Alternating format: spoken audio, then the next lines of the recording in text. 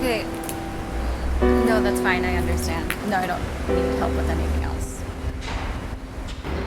Thank you.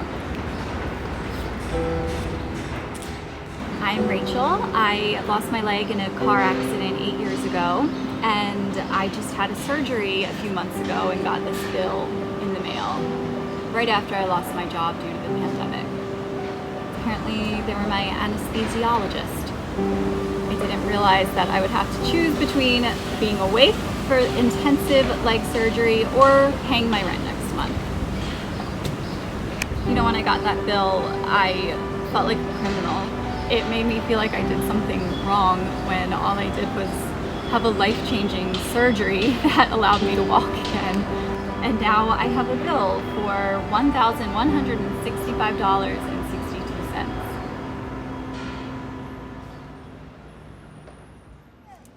My name is Jaleesa Graham. I'm a model, I'm an actress.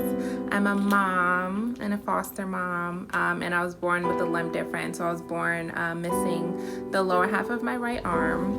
My name's Denise. I've been an amputee for a little over 10 years, and I currently live in Oslo, Norway, though I lived in the United States for the first 32 years of my life.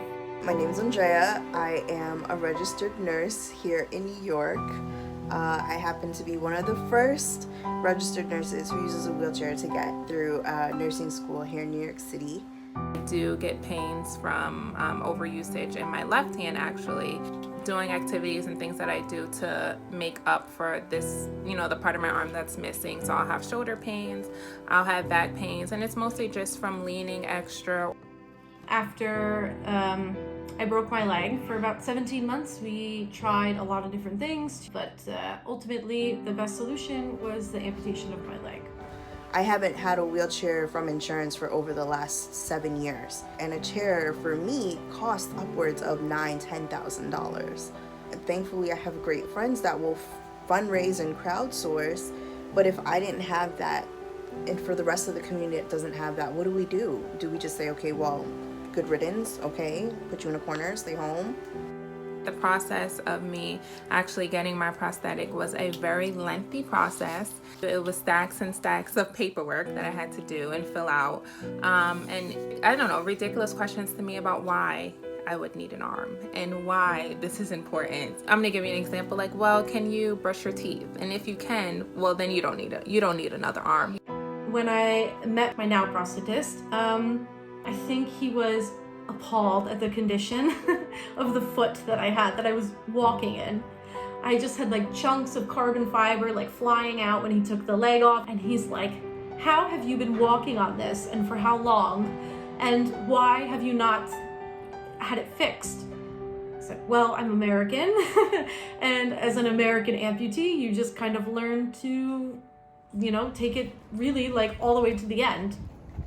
In 2010, I got deathly ill. I was diagnosed with osteomyelitis, which is a bone infection. I was septic, so it was in my bloodstream. When I was in the hospital, these doctors were coming to me. They would say to me, I'm doing it to myself. I'm making myself sicker. I'm not following their regimen, so therefore that's what's implementing me being sick. I feel like sometimes when you have a certain insurance, people aren't treated equally, or like their pain or what they're going through is not taken as seriously. So he said, okay, well, we're gonna order you a new foot, we'll get you set up. But he's like making this list, and I'm starting to panic a little. I was just getting a little nervous because I'm like, I don't know like what this will cost me. And he said, the Norwegian community believes that these things should be provided for you. So that's that. And I thought, what a concept.